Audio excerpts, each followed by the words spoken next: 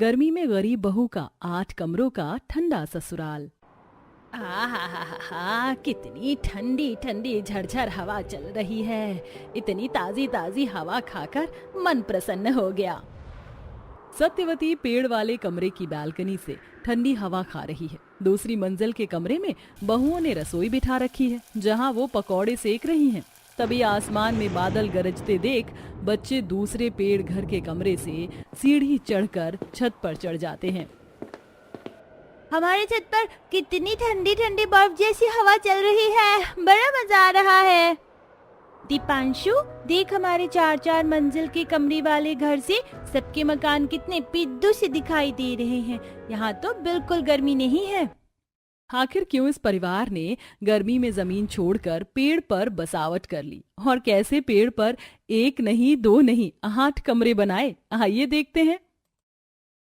जहां गर्मी से बेहाल परेशान पूरा परिवार पसीने पसीने हुआ कमरे के अंदर बैठा होता है। बहू, तुम दोनों का खाना पक गया हो तो फटाफट से पंखा चालू कर दो। पूरा शरीर चिप चिप कर रहा है पसीने के मारे। जी बस 2 मिनट में चला देते हैं। पापा जी, रोटी और रह गई है। आशा बहू, जब तुम दोनों को पता है गर्मी का मौसम चल रहा है तो चूल्हा बाहर लगाकर खाना पीना क्यों नहीं बना लेती? उतना बड़ा खुला आंगन अचार डालने के लिए थोड़ी रखा है। सत्यवती, इन दोनों का हाल बिल्कुल भैंस के आगे बीन बजाओ भैंस करे पंगुराई, कितना भी कह लो, लेकिन फिर भी दोनों को खाना पकाना गर्मी में कमरे में ही करना होता है। अंदर घमस जो फैलानी होती है। जब तक कमरे को भट्टी जितना तपा नहीं देती, इनके कलेजों को ठंडक नहीं पड़ती। आशा दीदी, चलिए बाकी की रोटी चूल्हा बाहर डालकर बना लेते हैं और ससुर जी बैठे बैठे ताने देते रहेंगे। बबीता, अब तो केवल 2-4 लोई की रोटी बनानी है। सब्जी तो बन गई है ना, फिर सबको खाना डाल देंगे। मुझको नहीं खानी रोटी, मम्मी मेरे लिए चावल बना देना। कोई चावल नहीं बनने वाले, मैंने रोटी बनाई है, चुपचाप से रोटी खाना। नहीं नहीं नहीं, मुझको चावल नहीं खाना है। मुझको सूखी रोटी अच्छी नहीं लगती है। अगर मनीषा दीदी के लिए चावल बनेगा तो मैं भी चावल ही खाऊंगा। जब गोलू और मनीषा चावल खाएंगे तो मैं क्यों अकेले रोटी खाऊं? मुझको भी चावल खाना है। तीनों बच्चों को चावल खाने के लिए रट लगाते देख आशा गर्मी से परेशान खुंदक खाते हुए डांट लगाती है। चुप करो तीनों के तीनों, बस एक दूसरे की देखा देखी करनी है। अरे जब तुम तीनों को चावल ही चरना था तो पहले क्यों नहीं बोला? तुम्हारे हिस्से का आटा नहीं गूंथती। बड़ी बहू, अगर बच्चों का चावल खाने का मन है तो पतीले में 2 गिलास चावल धोकर बिठा दे। इतना चकर चकर करने की क्या आवश्यकता है? माँ जी, बात बनाने की नहीं है, लेकिन इन दोनों ने रात में भी रोटी बनवा लिया था और किसी ने नहीं खाया। सुबह 6 रोटी फेंकी है। गर्मी इतनी भयंकर पड़ रही है कि खाना 2-4 घंटे से ज्यादा टिक नहीं पा रहा। बहू, गर्मी का तो कोई इलाज ही नहीं है। हमारे जुग जमाने में तो चैत में इतनी ठंड पड़ती थी कि रजाई तो हम मई जून में ओढ़ते थे, और अब तो मार्च अप्रैल में भुट्टो की तरह भूनने वाली गर्मी होती है। पता नहीं इस बार जेठ में ये गर्मी का क्या ही तहलका मचाएगी। माँ, इस भयंकर गर्मी पड़ने का जिम्मेदार भी तो इंसान खुद ही है। हर साल घर मकान बनाने के लिए पेड़ों की कितनी कटाई होती है कि न मौसम में ठंडकपन बचा है और न ही शुद्ध हवा। बबीता कमरे के अंदर चूल्हा जलने से भपका फैला देखकर रसोई का सामान समेटकर खुले आंगन में लाती है और चूल्हा डालकर दोबारा से आंच जोड़कर खाना पकाती है। तौबा तौबा तौबा, आंगन की जमीन भी ज्वालामुखी जितनी जल रही है, जबकि सुबह सुबह ही मिट्टी से पूरे आंगन की लिपाई पुताई करी थी। 2 दिन से धूप भी तो इतनी कड़क निकल रही है कि दोनों पेड़ के पत्ते भी मुरझा से गए। एक पत्ता भी सुबह से हिला डुला नहीं है। कोई चारा ना होने के चलते दोनों को कड़ी धूप गर्मी में खुले में रसोई करनी पड़ती है। दरअसल सत्यवती और दयाराम के पास जमीन तो बहुत थी, जिस पर बड़े आराम से 8 से 10 कमरे बनाए जा सकते थे, लेकिन शुरू से पारिवारिक जड़ गरीब रह जाने के चलते बड़ी मुश्किलों में पुरखों द्वारा बनाए एक कमरे में ही गुजारा कर रहे थे, जिसमें नहाना धोना खाना पीना सोना सब कुछ करने में उन्हें दिक्कत रहती थी। इसीलिए विकास प्रभात 1-2 कमरे बनवाने के लिए दिन रात मजदूरी में लगे थे। वहीं उनके कच्चे 1 कमरे की झोपड़ी के बिल्कुल सामने अमीर केतकी का 4-5 कमरे का पक्का मकान था, इसीलिए वो ऐंठ में रहती थी। ऐसे ही एक रात, जल्दी से खाना परोस दो, बड़ी जोर की भूख लगी है। बबीता प्रभात विकास को खाना परोस के दे देती है। तभी कमरे के कोने में रखे कूड़े की थैली से मक्खी उड़कर खाने की थाली पर भिनभिनाने लगती है। अरे ये मक्खी कहाँ से आ गई?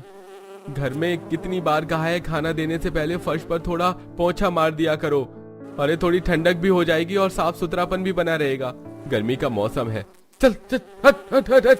कमरे में मक्खी भिनभिनाने के चलते प्रभात को भड़कते देख बबीता ठंडे मिजाज से बात को संभालती है। अजी आप गुस्सा मत कीजिए, खाना खाइए, मैं इस मक्खी को भगाती हूँ। बबीता जुगाड़ लगाकर कपड़े से हाँकते हुए मक्खी को बाहर करने लगती है। तभी मक्खी प्रभात के खाने में पड़ जाती है, जिस पर प्रभात पिनक जाता है। अरे बड़े ही अच्छे से अच्छा खाना खिलाया तुमने, अब तुम ही खा लेना ये मक्खी पड़ा हुआ खाना। ये मक्खी घर के अंदर लग कैसे जाती है? प्रभात भैया, इसमें भाभी की क्या गलती है? जब कूड़े की थैली भर गई है, 2 दिन से कूड़ा वाला भी नहीं आया, तो गर्मी से पन्नी के अंदर पड़े पड़े कूड़ा सड़ गया है। अरे तो कमरे के अंदर ही कूड़ा जमा करके रखना जरूरी है क्या? चौखट के बाहर भी तो रखा जा सकता है। कितनी बदबू मार रहा है, नींद कैसे पड़ेगी? अरे तुम दोनों भाई को जब देखो कुछ ज्यादा ही गुस्सा आता रहता है। अरे जब एक ही कमरा है तो उसी में तो रहन सहन करना पड़ेगा, या फिर तुम दोनों को इतना गरज पड़ा है तो 2-4 कमरे क्यों नहीं निकलवा देते हो? माँ तुम तो ऐसे ताने मार रही हो जैसे हम दोनों भाई तो दिन भर हाथ पैर में तेल लगाकर घर में ही बैठे रहते हैं। जितनी मजदूरी मिल रही है उसमें परिवार का खर्चा पानी तो उठा रहे हैं ना। थोड़े पैसे जुड़ जाएंगे तो कमरा भी बनवा देंगे। बड़ी बहू ऐसा कर, मेरी खाट बाहर आंगन में ही लगा दी। लगता नहीं इन दोनों माँ बेटे का कलेश खत्म होगा। वैसे भी इस कमरे में दम घुट रहा है मेरा। जी पापा जी 2 मिनट दीजिए, मैं बिस्तर करती हूँ। भाभी मैं और नुपुर खटिया बिछाते हैं, आप चादर तकिया ले आओ। हाँ ठीक है। निभा नुपुर कमरे में से खटिया लेकर खुले आंगन में आती हैं तो आंगन में लगे घने पेड़ों से झमाझम ठंडी हवा चल रही होती है। आज तो आंगन के दोनों पेड़ से कितनी झरझर ठंडी ठंडी हवा बह रही है। आज सबका बिस्तर आंगन में ही लगा देते हैं। हाँ वैसे भी कमरे के अंदर आज दमकती गर्मी है, नींद भी नहीं आएगी। कम से कम यहाँ पेड़ की शुद्ध ठंडी ठंडी हवा में चैन की नींद तो पड़ जाएगी। आंगन में पेड़ों से ठंडी ठंडी हवा चलती देख निभा नुपुर आंगन में से कमरे के अंदर आती हैं, जहाँ पूरा परिवार गर्मी से पसीना पसीने और चिपचिप हुआ पड़ा था। मम्मी मुझको पंखा कर दो ना, तेज की गर्मी लग रही है, नींद भी नहीं आ रही है। हे भगवान, ये लड़का भी ना बिना पंखा करवाए सोता भी नहीं है। पता नहीं गर्मी का मौसम कब खत्म होगा। भाभी आज बाहर बहुत ही ठंडक भरा मौसम है, सब खुले आंगन में सोते हैं। ठंडी हवा चलने की बात सुनकर गर्मी से परेशान पूरे परिवार के चेहरे पर एक सुकून सा आ जाता है। दोनों बहू गर्मी में सबका बिस्तर आंगन में पेड़ के नीचे करती हैं। पूरा परिवार लाइन से सो जाता है। शुक्र है जो आज का मौसम ठंडक भरा है, सो जाओ। इसीलिए तो कहता हूँ पापा, हम अपना घर पेड़ के ऊपर ही बना लेते हैं, तब हमारा घर इन पड़ोस वाली खड़ूस आंटी से भी ऊंचा होगा और हम बड़े मजे से ठंडी ठंडी हवा खाएंगे। ये लड़का भी ना जब देखो अटपटी बातें करता है। इस पेड़ की डाली इतनी कच्ची कमजोर होती है कि इंसान के बैठते ही टूट जाए, घर टिकना तो दूर की बात है। हंसते मुस्कुराते पूरा परिवार खुले आंगन में सो जाता है। अगली सुबह केतकी परिधि अपनी बालकनी में आती है और खिल्ली उड़ाती है। मम्मी जी जरा हमारे गरीब पड़ोसियों को देखिए, कैसे कीड़े मकोड़े की तरह गर्मी में सोए पड़े हैं। बहू ये गरीब लोग तो होते ही नीच निर्लज्ज है, शर्म भी नहीं लगती। सास ससुर बहू सब इकट्ठे सो जाते हैं। घर में जवान जवान बेटी हैं, बहू हैं, अरे कम से कम उनके लिए 2-4 कमरे बनवा लेते। केतकी के इस तरह से ताना मारने पर सत्यवती दयाराम को असहजता सी लगती है। तभी निभा भड़क जाती है। आंटी जी आप दोनों सास बहू को दूसरों के घर में ताक झांक करने के अलावा कोई काम नहीं होता है क्या? जब देखो हमारे आंगन में आंखें जमाए रहती हो। अरे मैं अपनी मकान की बालकनी में ताजी हवा खाने के लिए खड़ी हूँ, तुम गरीबों की औकात है तो तुम भी बनवा लो घर। अपने पक्के मकान पर इतना ऐठ मत खाओ केतकी, वरना एक दिन तुम्हारा शान और मकान ढह जाएगा। मम्मी जी चलिए इन 2 कौड़ी के 3rd क्लास लोगों के मुंह मत लगिए। दोनों सास बहू बालकनी से चुपचाप अंदर चली जाती हैं, मगर केतकी के ताने छुरी के जैसे सत्यवती के कलेजे में लगते हैं। पता नहीं ऊपर वाला कब तक मेरे परिवार की हंसी उड़वाएंगे। सबने अपने कई कमरों के मकान घर कर लिए हैं, लेकिन केवल हमारा ही एक कच्चे कमरे की झोपड़ी रह गई है। इसीलिए सब हमको नीचा कमजोर समझते हैं। माँ तुम चिंता मत करो, बहुत जल्द भगवान हमें भी गरीब हालातों से उठाएगा। दोनों भाई टूटे मन से बिना कुछ खाए पिए ही काम पर चले जाते हैं। इसी तरह गर्मी के कहर में गरीब ससुराल वाले एक कमरे में बड़े लाचारी से टाइम काट रहे थे। वहीं उनके कच्चे कमरे की छत से मिट्टी झड़ झड़ कर बिल्कुल हल्की हो चुकी थी और साथ ही दिन रात दीवारों से भी मिट्टी निकलती है। एक दोपहर तीनों सास बहू आंगन में गर्मी में गेहूं चुन रही होती हैं। अरे बहुओं तुम दोनों ऐसे एक एक गेहूं को चुनोगे तो सारा टाइम तो इसी में खप जाएगा। जितने तुम गेहूं धोकर सूखने के लिए पसारोगी धूप ही चली जाएगी। माँ जी गर्मी में धूप तो रोज ही कड़क हो रही है, आज नहीं तो कल सुखा देंगे गेहूं। मैंने ये चावल फटक दिया है, इस बोरी में भर दो लाओ गेहूं फटक देती हूँ। माँ जी, आप कितनी देर से गर्मी में बैठकर अनाज साफ करवा रही हैं? आप अंदर जाकर आराम कर लीजिए, हम कर लेंगे। अरे मिलजुल कर जल्दी हो जाएगा तो तीनों चलेंगे। तभी देखते देखते आसमान में बरसाती घटाई छा जाते हैं और तगड़ी धूल मिट्टी उड़ने लगती है। ओ बेटे, मौज कर दी, कितनी ठंडे ठंडे हवा चल रही है। मुझे तो झूला झूलने में बड़ा मजा आ रहा है। मैं तो जा रहा हूँ पेड़ के ऊपर वाली डाली पर बैठने, वहाँ ठंडी ठंडी हवा लगेगी। तीनों बच्चे पेड़ की ऊंची डाली पर चढ़कर बैठ जाते हैं। वहीं बहुएं बोरियों में अनाज उठाती हैं, जिसमें नंद भी लगी थी। अरे तुम तीनों फिर से बंदर की तरह पेड़ पर चढ़ गए, नीचे आओ। बुआ, हमारा ट्री हाउस बहुत मजबूत है, हम नहीं गिरेंगे। यहाँ पर ठंडी ठंडी हवा लग रही है। जहाँ दीपांशु गोलू दूसरे पेड़ की दोनों तरफ की निकली मोटी मोटी डाली पर बैठे थे, पेड़ों के तने डाली इतनी मोटी थी कि उस पर छोटे छोटे कमरे आराम से टिकाए जा सकते हैं। तभी थोड़ी देर की बारिश से उनके कच्चा आंगन बिल्कुल दलदल बन जाता है और आंगन की चौखट नीचे होने के चलते रोड से गटर का बदबूदार काला पानी आंगन में आ जाता है, जिसे अपने कमरे की खिड़की से देख परिधि सीढ़ी चढ़कर छत पर आ जाती है। बस यही देखना बाकी रह गया था कि तुम दो कौड़ी के गरीब जमादार की तरह गटर का पानी निकालो। परिधि बहू, इन गरीबों की औकात के लिए ये जमादार का काम सूट कर रहा है। और जितना इनका लंबा चौड़ा परिवार है, इतने में तो 7-8 कमरे लगे, पर एक ही कमरे में सब गर्मी में जमे रहते हैं।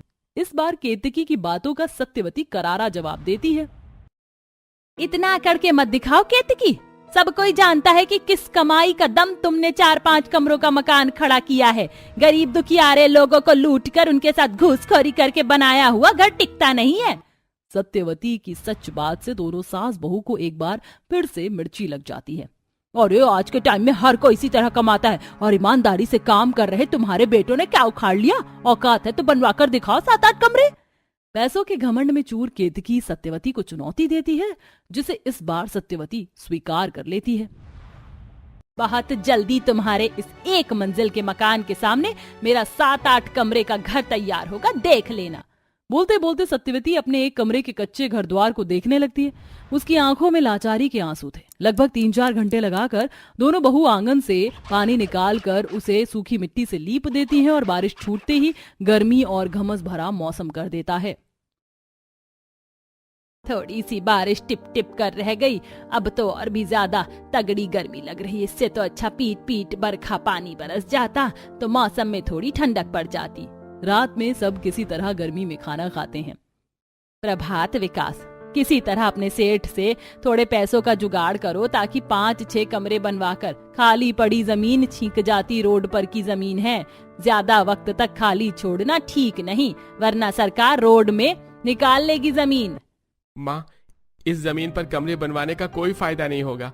इस जमीन की नींव इतनी कच्ची है कि इसी कमरे का बार बार प्लास्टर करवाते हैं पर रुकता नहीं है। ऊपर से बारिश में एकदम दलदल बन जाता है। हमने जमीन बेचने के लिए बात की है, कल एक खरीदार देखने आएगा, बस सही रेट में जमीन निकल जाएगी तो बना बनाया 7-8 कमरे का घर देख लेंगे। बेटा, ये पुरखों की जमीन है, इसे बेचना क्यों है? इसी में बस कर रहेंगे। सत्यवती को जमीन से बहुत ज्यादा लगाव रहने के चलते उसे बेचने की बात से दुख सा लगता है। अगले दिन खरीदार जमीन को देखने आता है, पर उसे जमीन पसंद नहीं पड़ती। नहीं भाई, मुझको ये घाटे का सौदा मंजूर नहीं है भाई। अरे पूरे जमीन में तो इस पेड़ों की जड़ें फैली हुई हैं। इतनी कच्ची और दलदली जमीन है, इसे ही भरवाने में कितनी मिट्टी लग जाएगी, पड़ता नहीं खाएगा भाई मेरा। खरीदार जमीन खरीदने से मना करके चला जाता है, जिसे देखकर अमीर सास बहू खूब खुश होती है। वहीं लगातार मिट्टी निकलने के चलते छत हल्की हो जाती है और धूप की किरण सीधे उनके घर में आती है, जिससे गरीब ससुराल वालों को रहने में और दूभर हो जाता है। और एक दिन इतनी तगड़ी चक्रवर्ती बवंडर आता है जिससे उनकी झोपड़ी तिनकों की तरह टूट जाती है। पूरा परिवार गर्मी में पेड़ के नीचे खड़ा हो जाता है। अपने उजड़े हुए घर को देखकर सबकी आंखों में आंसू थे। क्या से क्या कर दिया भगवान तूने, सहारे की छत भी हमसे छीन ली। तू बड़ा जालिम है। सच में किसी तरह इस गर्मी में एक कमरे में टाइम तो कट रहा था। अब क्या करेंगे, कहाँ जाएंगे? तुम परेशान मत हो, मैं और भैया कोई छोटा मोटा किराए का कमरा पता करके आते हैं। दोनों भाई भयंकर गर्मी में किराए का कमरा देखने के लिए भटकते हैं, पर कहीं बात नहीं बनती। पूरा ससुराल भीषण गर्मी में पेड़ की छांव में शरण लिए हुए था। माँ, मुझको दाने खुजली कर रहे हैं, पापा घर देखकर कब आएंगे? दीपांशु के पूरे शरीर पर लाल लाल दाने निकल चुके थे, जिसे खुजली करते हुए खून आने लगता है। भाभी देखिए भैया आ गए। अजी आप दोनों ने कहीं घर देखा? बच्चे गर्मी से परेशान हो रहे हैं। आशा, मकान तो बहुत देखे लेकिन डबल रूम सेट भी 7 से 8 हजार रुपए का मिल रहा है, प्लस में एडवांस और सिक्योरिटी अलग से देना पड़ेगा, और हमारे पास तो एक खोटा सिक्का तक नहीं है। मकान का महंगा किराया सुनकर बेघर ससुराल वालों के चेहरे पर बेबसी छा जाती है। गर्मी अलग से कहर ढा रही थी। तभी पेड़ों से झमझम हवा चलने लगती है, जिसे देखकर गोलू, पिताजी किराए पर घर लेने की क्या जरूरत है? हमारे आंगन में कितना मजबूत पेड़ है, हम इसी पर कमरा बना लेते हैं, इससे हमें किराया भी नहीं देना पड़ेगा। गोलू का ख्याल बेघर ससुराल वालों को सोचने पर मजबूर कर देता है। तब बबीता आशा पेड़ के तनों को देखने लगती हैं, जो कि काफी मोटा था और दोनों पेड़ों के दोनों तरफ मोटे मोटे तने थे, जिस पर आदमी आराम से चल फिर सकता था, और एक पेड़ पर 4 कमरे बनाए जा सकते थे। जेठानी जी, हमने कभी ध्यान नहीं दिया, लेकिन इन पेड़ों के तने सचमुच में कितने मोटे हैं। इस पर हम 4-4 छोटे छोटे कमरे बना सकते हैं। हाँ, और इस पेड़ पर कितने पत्ते और पंचकियां हैं। ठंडी हवा खाने के लिए परेशान तो नहीं होना पड़ेगा। किराए पर भटकने से अच्छा है हम इस पेड़ पर ही बसावट कर लेते हैं। आशा और बबीता की बात उनके पतियों को भी जच जाती है। ये सही जुगाड़ है, पेड़ पर छोटे छोटे कमरे बना लेते हैं, कम से कम किराया देने की हर महीने की टेंशन तो नहीं रहेगी। पूरा गरीब ससुराल काम शुरू करते हैं। आशा बबीता पड़ोस से 2 लकड़ी की सीढ़ी मांग कर लाती हैं, जिसके सहारे वह पेड़ के उस मोटे तने वाली डाली पर चढ़ जाती हैं और पहली मंजिल निकालने के लिए चुनते हैं। ये तना और डाली दोनों बहुत ठोस हैं, इसी पर से हम पहली मंजिल के 2 कमरे निकालेंगे और बाकी के 2 कमरे दूसरी मंजिल पर।